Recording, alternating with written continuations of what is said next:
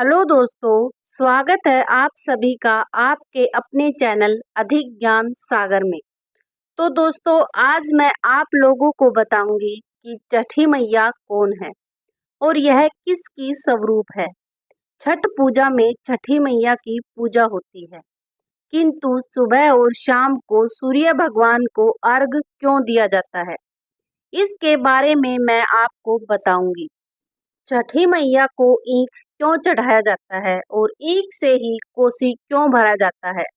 इस वीडियो में मैं आपके इन सभी सवालों का जवाब लेकर आई हूँ, तो इस वीडियो को अंत तक जरूर देखिएगा। ज्यादातर लोगों को यही पता होगा कि देवसेना माता कात्यायनी को ही छठी मैया कहा जाता है। मैं आपको बताऊंगी कि छठी मैया आखिर में कौन है और क्या सच में छठी मैया सूर्य भगवान की बहन या बेटी है, और क्या सच में माता कात्यायनी जो कि माता पार्वती की ही एक रूप है, क्या वही छठी मैया है। अगर वही छठी मैया है तो देवसेना जो कि स्कंद माता स्वरूप की बहू है, जो कि भगवान कार्तिकेय की पत्नी है, क्या वही छठी मैया है। अगर है तो कैसे, क्योंकि माता कात्यायनी अगर छठी मैया है तो उनकी बहू जो कि देवसेना है वह छठी मैया का रूप कैसे है। तो आज मैं आपको बताऊंगी कि आखिर में छठी मैया कौन है और वह किसकी स्वरूप है। तो इस वीडियो को अंत तक जरूर देखिएगा और वीडियो पसंद आए तो लाइक करके चैनल को सब्सक्राइब जरूर कर लीजिएगा। कमेंट में जय छठी मैया जरूर लिखिएगा। छठी मैया आपकी सारी मनोकामना पूरी करे। आपके सभी सवालों का जवाब देने के लिए पहले मैं बता दूं कि छठ पूजा कार्तिक मास के शुक्ल पक्ष की चतुर्थी तिथि से शुरू होती है और सप्तमी तिथि को समापन होता है छठ का। 2 दिन छठी मैया की पूजा की तैयारी का होता है और अपने आप को, अपने शरीर को, अपने मन को स्वच्छ करने के लिए होता है। चतुर्थी को नहाए खाए होता है, जिसमें व्रती अपने आप को शुद्ध करती है और नहा धोकर खुद को, अपने और अपने परिवार को स्वच्छ करती है और शुद्ध और सात्विक भोजन करती है। पंचमी को खरना होता है, यानी कि व्रती पूरा दिन उपवास रखती है और रात को रसिया और रोटी खाती है। रसिया मीठा में बना हुआ खीर को कहते हैं। तो इस प्रकार व्रती इन 2 दिनों में खुद को स्वच्छ करती है।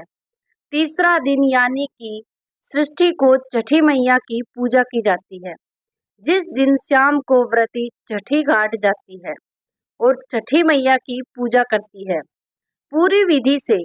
तो कार्तिक मास की शुक्ल पक्ष की षष्ठी तिथि को पूजा होने के कारण इस माता को षष्ठी माता कहते हैं।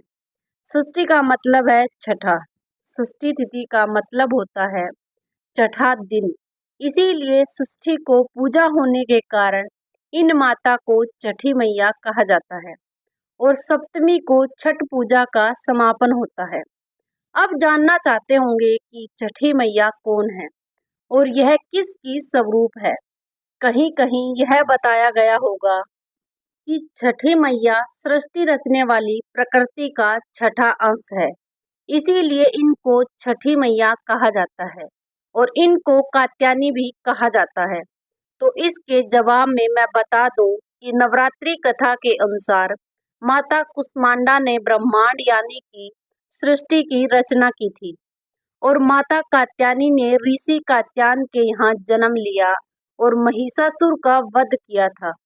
तो नवरात्रि कथा के अनुसार माता कात्यायनी ने सृष्टि की रचना नहीं की थी, माता कुष्मांडा ने सृष्टि की रचना की थी। कहीं कहीं यह भी बताया गया है कि देवसेना ही छठी मैया है, तो यह भी कहना सर्वथा उचित नहीं है, क्योंकि अगर माता कात्यायनी, जो कि कुछ लोग कहते हैं कि माता कात्यायनी छठी मैया का स्वरूप है, तो अगर कात्यायनी जो कि माता पार्वती का स्वरूप है और देवसेना जो कि माता पार्वती की बहू है, क्योंकि देवसेना का विवाह भगवान कार्तिकेय से हुआ था और भगवान कार्तिकेय माता पार्वती के पुत्र है, माता स्कंद माता के पुत्र है। तो दोनों छठी मैया का स्वरूप कैसे हो सकती है? माता कात्यायनी और देवी देवसेना ये दोनों छठी मैया कैसे हो सकती है? तो यह सर्वथा उचित नहीं है।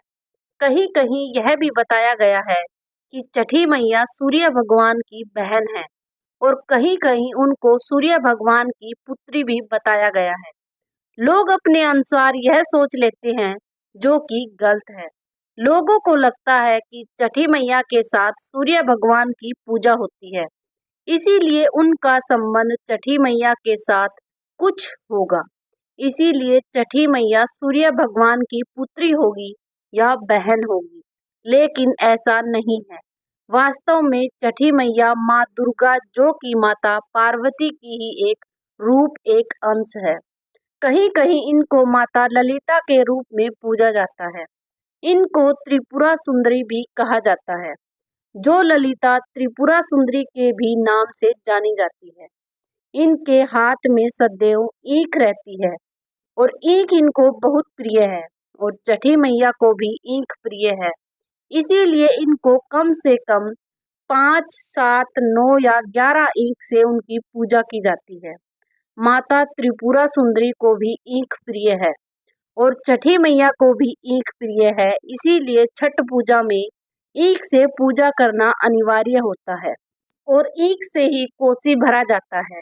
5 ईख से कोसी भरा जाता है या पूजा किया जाता है। यह 5 ईख पंचतत्व माने जाते हैं, जो कि भूमि, वायु, जल, अग्नि और आकाश है, जिससे माता की पूजा की जाती है और यह सभी पंचतत्व माता के हाथों में विराजमान होते हैं। पुराणों में बताया गया है कि माता ललिता ने ही भंडासुर का वध किया था और छठी मैया इन्हीं का एक अंश है, इन्हीं का एक रूप है। तो आप जान गए होंगे कि छठी मैया माता दुर्गा का यानी माता पार्वती के ही अंश है। अब आप जानना चाहते होंगे कि छठ महापर्व में छठी मैया की पूजा होती है, लेकिन सूर्य भगवान को अर्घ क्यों देते हैं सुबह और शाम को? तो मैं आपको बता दूं कि विज्ञान और धर्म के अनुसार सूर्य की पूजा करना उत्तम माना जाता है। सूरज की किरणें हमारे स्वास्थ्य के लिए फायदेमंद होती है। बड़े बड़े राजा महाराजा यहाँ तक कि भगवान राम भी सुबह सुबह भगवान सूर्य की पूजा करते थे। सूर्य को अर्घ देने से आत्म बल प्राप्त होता है। इससे बल, बुद्धि और दिव्यता प्राप्त होती है। अस्त होते हुए सूरज यानी कि डूबते हुए सूरज को अर्घ देने से व्रती को दुगुना लाभ मिलता है। इससे जीवन में तेज बना रहता है, यश, धन और वैभव की प्राप्ति होती है। वैज्ञानिक दृष्टिकोण से डूबते हुए सूरज को अर्घ देने से आंखों की रोशनी बढ़ती है। जिस प्रकार करवा चौथ में चांद को अर्घ देना अनिवार्य होता है और बिना चांद को देखे करवा चौथ का व्रत समापन नहीं होता, वैसे ही छठ पूजा में डूबते और उगते हुए सूरज को अर्घ देना और उनका दर्शन करना अनिवार्य होता है। उगते सूर्य को अर्घ देकर ही इस व्रत का समापन होता है और व्रती अपना व्रत पूरा करती है। अगर आपको मेरी वीडियो अच्छी लगी और अगर आपको लगा कि इसमें सच्चाई है तो हमारे चैनल अधिक ज्ञान सागर को सब्सक्राइब कर लीजिए। वीडियो को लाइक शेयर भी जरूर करिएगा और कमेंट में जय छठी मैया लिखना ना भूलें।